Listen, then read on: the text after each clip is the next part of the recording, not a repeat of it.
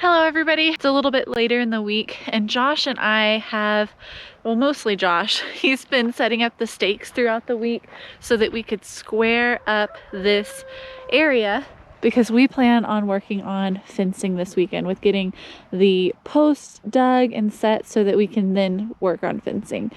And so what we did here is this is supposedly the corner of the fence.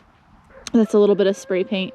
And then we have these posts that go a little bit past the corners so that our corner is going to be this string intersection.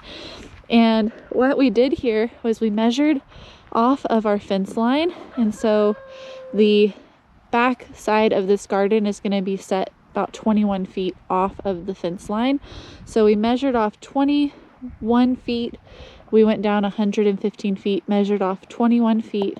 Then we came back and we measured off 40 feet past that on either end and measured 115 feet.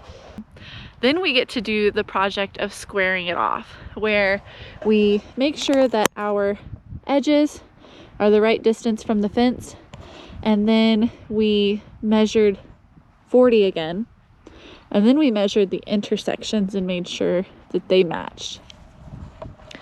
Now let me tell you guys, when we squared off our shop over here, this structure, which is a 16 by 24 with an 8 by 8 addition on the back, it took us hours. We had to set it down and come back the next day and keep working on it to get that structure square.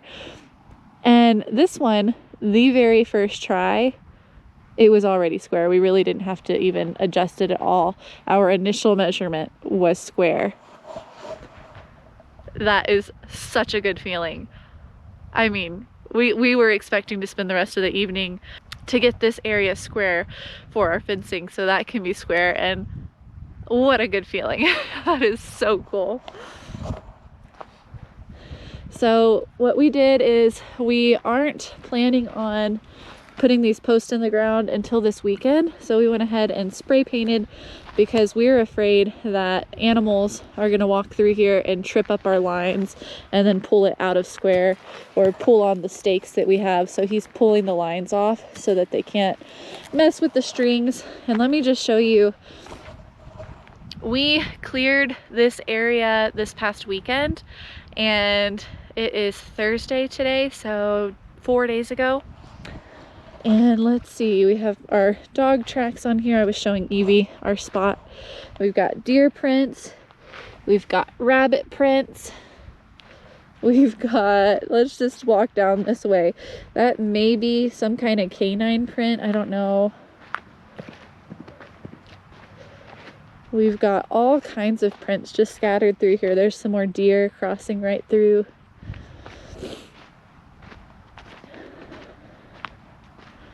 And as we walk through here, this might be, I think this is a hare, like a jackrabbit print. All through here. I think I was seeing some fox prints too. You can see we've got little itty bitty prints. I don't know if that's like a bird hopping along or a lizard. Y'all see those?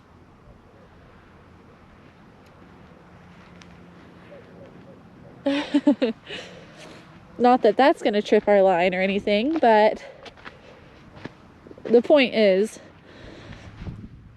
I think that's a dog print. Yeah, so that's like a little fox. So with us not getting to the post until this weekend, we thought we'd go ahead and spray paint the corners. That way, even if it does get tripped up by some animals, we won't have to completely redo all of our work knowing where to dig for the posts. But this is it. And I am so excited, you guys. I've been planning and dreaming about having property for so many years. We've been dreaming about what the dream garden space would look like if we could have the space to really build the garden that I've always wanted. And we are literally starting the construction of my future garden right now. And I can't even put to words what I'm feeling. And here it is.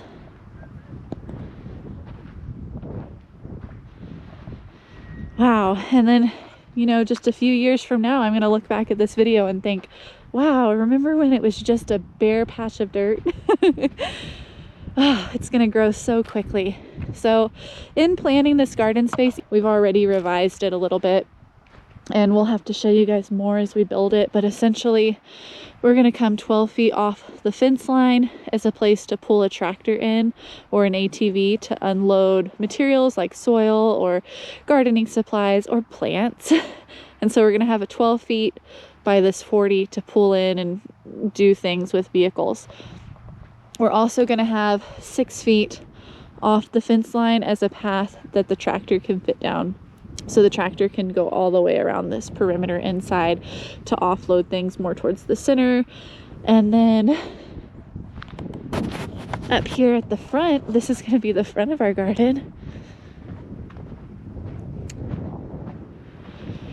It's going to be set up into halves. We're going to have 32-foot bed on this side, 32-foot beds on that side, and there's going to be 27 feet in the middle that will have smaller beds and a seating area.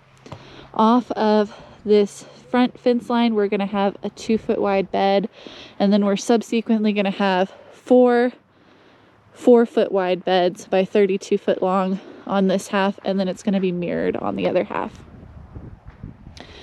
There's also this triangular space right here where the circle drive cuts around, so it kind of goes out a little bit of desert and then it tapers off towards the back of the garden. And in this area, I do plan on having a cottage garden, and we're kind of planning it now where we'll have a walking path from the shop out to the garden. We'll also eventually have our house built in this section, so we'll have a walking path coming out here, probably some trails going to the leach field, and intermingling a little bit of a spider web of pathways with perennials. We're going to have different flowering plants that can attract more pollinators to our gardening space, and just a really beautiful area that invites you into the gardening space. And you've got to start somewhere. This is where we're starting.